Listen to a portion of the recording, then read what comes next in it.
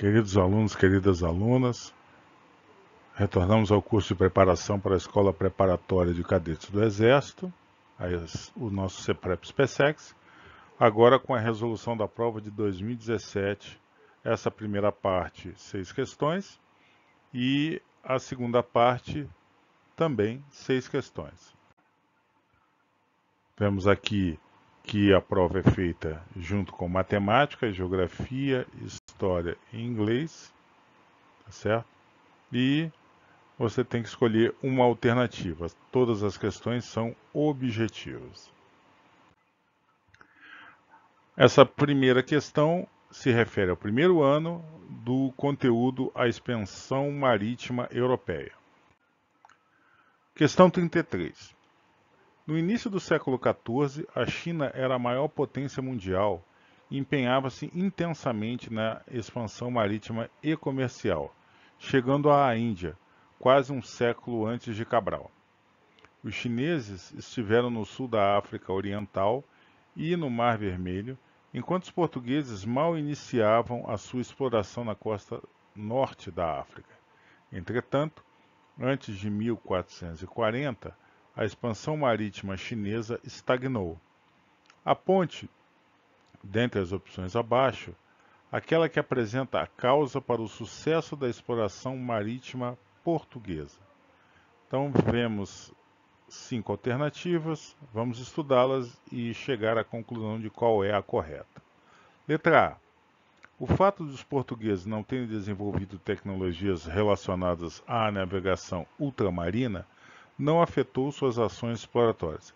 Pelo contrário, com a famosa Escola de Sagres, os portugueses desenvolveram muitas tecnologias, particularmente a navegação e a cartografia. B. Em Portugal, a centralização monárquica só ocorreria no final do século XIII, tendo este fato de pouca influência no processo exploratório dos portugueses além-mar. Muito pelo contrário, o Estado português foi o primeiro Estado nacional que ocorreu na Europa. Ao final da guerra que expulsou os mouros, nós tivemos uma monarquia forte e centralizada em torno da pessoa do rei, que foi o grande impulsionador das navegações portuguesas. Letra B está incorreta. Letra C. As finanças portuguesas não estavam estabilizadas e dificultaram os investimentos necessários para os projetos relacionados às navegações, o que fez com que Dom Henrique procurasse financiamento público com os soberanos espanhóis. Muito pelo contrário, havia um aporte financeiro e o infante Dom Henrique conseguiu fazer o seu projeto a partir da Ordem dos Templários. C está incorreta. Letra D. Portugal, apesar da guerra de emancipação política com a Espanha, manteve a busca por conhecimento para a consecução das grandes navegações. A emancipação política da Espanha já havia ocorrido, Então, na realidade, a emancipação foi dos muçulmanos, na Guerra de Restauração, que durou 700 anos. D está incorreta. Letra E. Em Portugal, as explorações foram conduzidas com recursos de empresas comerciais privadas e apoio governamental. Isso está correto. Houve o aporte de dinheiro privado das empresas, poderíamos falar assim, da época e do governo. Então, a letra E está correta. Como vemos aqui, letra E correta. Próxima questão, primeiro ano. O sistema colonial português na América, com o item rebeliões coloniais. Questão 34. No início do século XVIII, a concorrência das Antilhas fez com que o preço do açúcar brasileiro caísse no mercado europeu. Os proprietários de engenho em Pernambuco, para minimizar os efeitos desta crise, recorreram a empréstimos junto aos comerciantes da vila do Recife. Esta situação gerou um forte antagonismo entre essas partes, que se acirrou quando Dom João V emancipou politicamente Recife, deixando essa de ser vinculada a Olinda. Tal fato desobrigou os comerciantes de Recife do recolhimento de imposto a favor de Olinda. O conflito que eclodiu em função do acima relatado foi... Temos então uma questão de memorização das 5 alternativas. A letra A, revolta de Beckman, aconteceu no Maranhão. Guerra dos Mascates, letra B, é a resposta. Mascates eram os comerciantes recifenses. C, Guerra dos Emboabas, aconteceu na região sudeste. Não é o caso.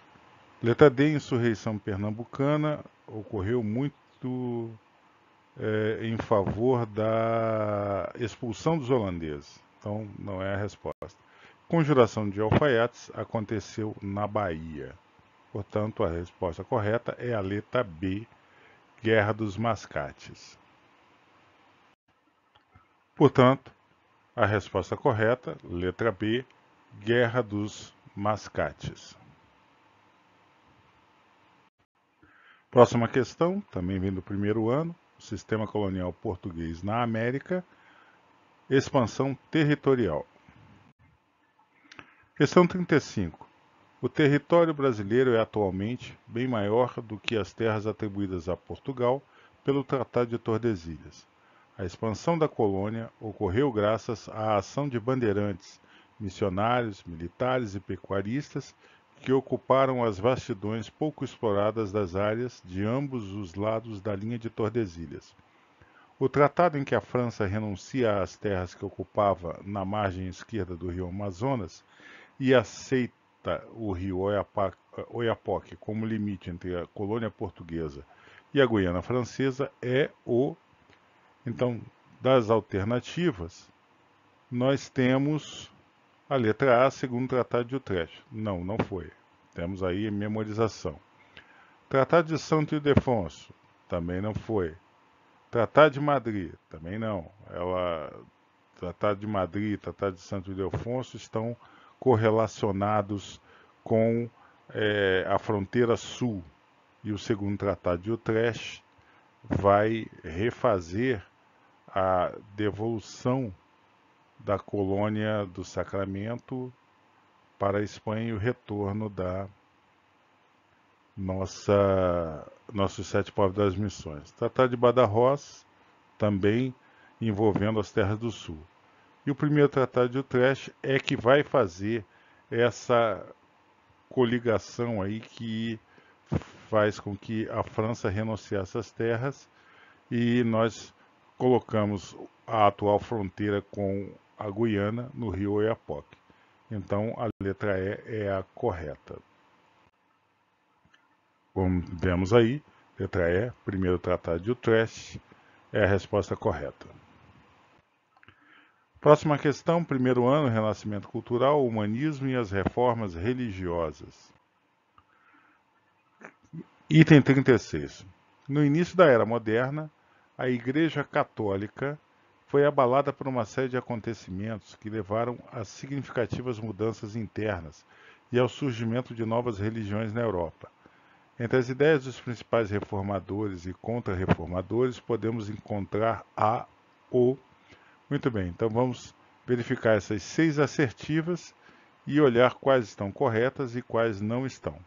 Primeira, criação do índex. Bom, nós temos então que a criação do índex vem com a contra-reforma, né? Onde a igreja, principalmente durante o Concílio de Trento, que durou 18 anos, vai criar esse índex e também a Companhia de Jesus. Portanto, a criação do índex não está correta. Segundo, predestinação. Essa está correta porque era uma posição herdada dos luteranos, depois calvinistas, baseados no que falava o nosso Santo Agostinho, o maior filósofo da patrística. 3. criação da Companhia de Jesus. Não, isso aí foi a partir da Contra-Reforma, ou seja, o movimento da igreja contra os reformadores. 4. Uso da língua inglesa. Não. Continuam se usando o latim, mas as pessoas liam a Bíblia no seu idioma, mas não que a língua inglesa estivesse por todos os lugares. 5. A Bíblia como fonte de fé e livre exame. Sim.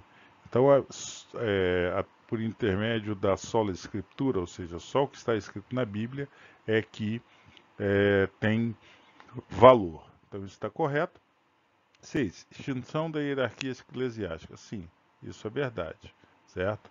Então, toda a estrutura da Igreja Católica de Roma foi abolida e essa hierarquia não mais existia. Portanto, estão corretas as alternativas 2, 5 e 6, que nos leva à letra C. Então, a resposta correta, letra C.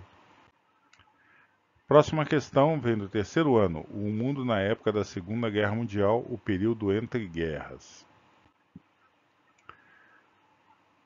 Citação. Tendo subido os degraus da democracia, Hitler jogou a escada fora. Blaine, Geoffrey, em Uma Breve História do Século XX. De 1919 a 1933, a Alemanha viveu sob o signo da República de Weimar, primeira experiência democrática da história alemã. Junto com a República de Weimar, nasceu o Partido Nazista, que pregava, entre outras coisas, a existência da raça ariana, o nacionalismo exacerbado, o totalitarismo e o anticomunismo. Em 1932, o Partido Nazista conquistou, democraticamente, 230 cadeiras no parlamento e Hitler foi nomeado chanceler. A partir daí, houve uma espiral totalitarista que resultou na Segunda Guerra Mundial. A ponte entre as alternativas abaixo, aquela que explica a ascensão democrática dos nazistas ao poder. Vejamos então as alternativas.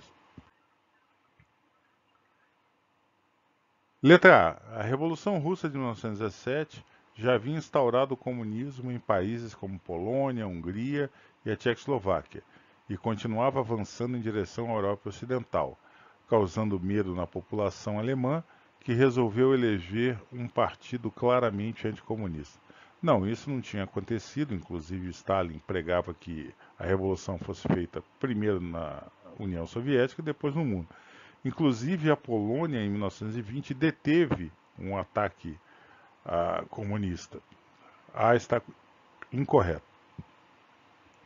Letra B.